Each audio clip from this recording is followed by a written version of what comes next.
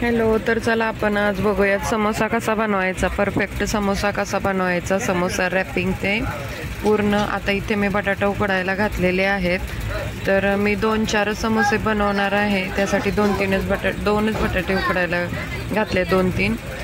तर इथे मी मैदा आणि बटाटे उकडेपर्यंत डो तयार करते. मैदा घेतलेला आहे, त्याच्यामध्ये चवीपुरतं मीठ, थोडासा ओवा टाकलेला आहे आणि 1 चमचा तेल टाकलेला आहे मोहन म्हणून. आणि याचा मी आता परफेक्ट डो बनवून घेणार आहे. हे घट्टसरच कणिक मळून घ्यायचे.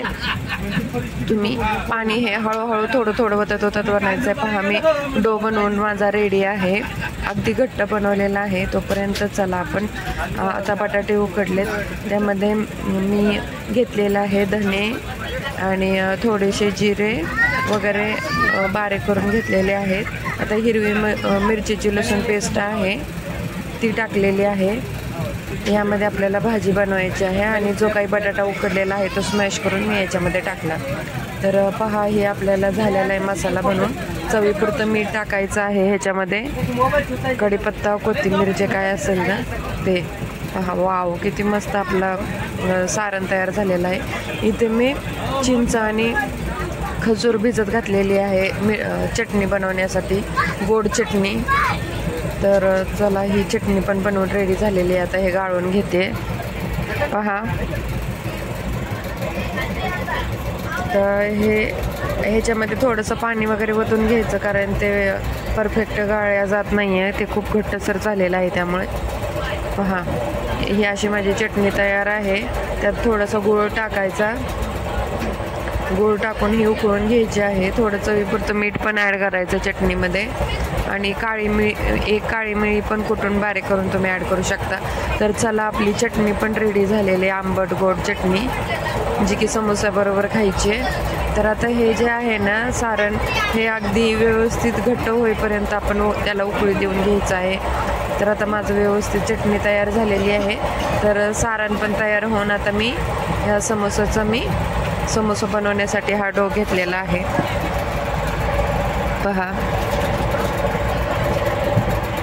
एक व्यवस्थित गोल पोळी लाटून घ्यायची.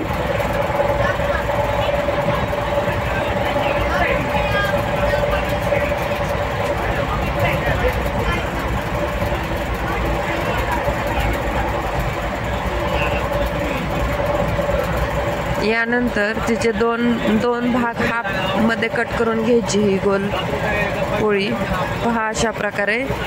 आणि या सर्व कडांना आपण पाणी लावून घ्यायचं, त्यामुळे ते परफेक्ट व्यवस्थित पॅक होऊन जाईल. आणि मी बघते कशी, पहा, हे कसं रॅप करायचं आहे समोसा परफेक्ट, तुम्ही बघून घ्या. हा अशा प्रकारे हे पॅक करायचा आणि त्याचा कोन आहे ना, तो कोन तयार होऊन द्यायचा असा. आणि हे व्यवस्थित आतल्या बोटाने आतल्या साईडनं पण दाबून घ्यायचं आहे. पहा, पाणी लावल्यामुळे परफेक्ट बसतं हे.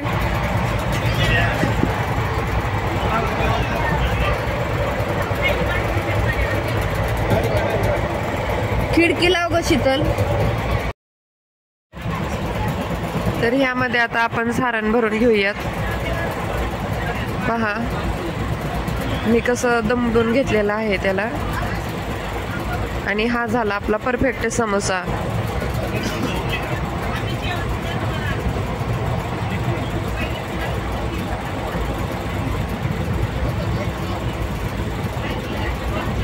पहा, मस्त समोसा झालेला आहे, अगदी हलवाईसारखा, जे की शॉपमध्ये बनवतात तसे.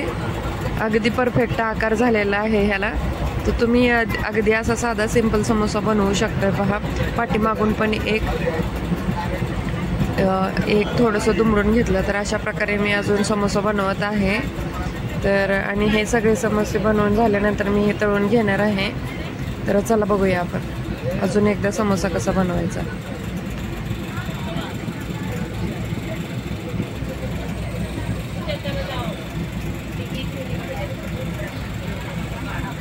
तर इथे पण मी पोळी लाटून घेतलेली आहे, तिचे 2 भाग करून घ्यायचे.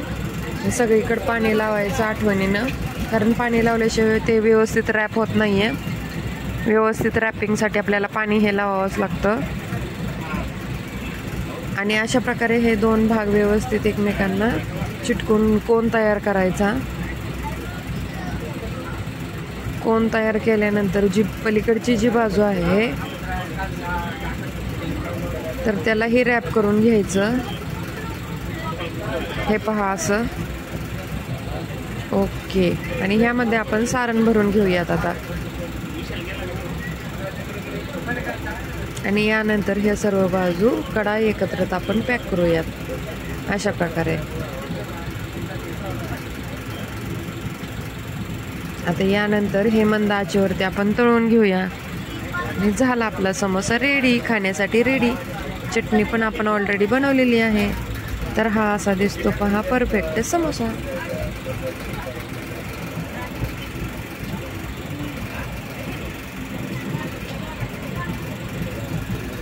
अशा प्रकारे मी 4 समोसे बनवले आहेत आता. आणि हे समोसे मी तळून घेणार आहे. सुरुवातीला मी थोडेच बनवून पाहिले, म्हटलं आपल्याला जमते की नाही म्हणून, आणि जमले म्हणून तुमच्यासोबत ही रेसिपी शेअर करत आहे. तर अशा प्रकारे एकदम कमी गॅसवरती ह्याला तळून घ्यायचं आहे. पहा अगदी खरपूस भाजीपर्यंत.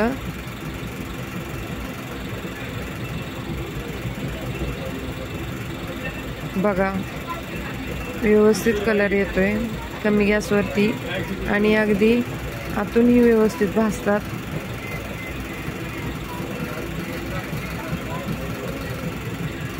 थोडे बघा आपला समोसा रेडी आहे. हे तेल तापलेलं असल्यामुळं हा असा बनला. बघा किती क्रंची वगैरे क्रिस्पी झालेला आहे. आतून पण सर्व व्यवस्थित तुम्ही बघू शकता किती क्रिस्पी आणि खुसखुशीत झालेला आहे समोसा. तर अशा प्रकारे तुम्ही ही समोसा बनवून एकदा नक्की ट्राय करा. पहा हा तर कमी गॅसवरती किती खमंग आणि खुसखुशीत दिसतो आहे. अगदी असाच लालसर तळायचा. मंद आचेवरती खूप छान आणि खरपूस भाजतो. तुम्ही बघू शकताय हा किती छान आणि खुसखुशीत झालेला आहे. तर व्हिडिओ आवडला तर नक्की लाईक, शेअर आणि सबस्क्राईब करा.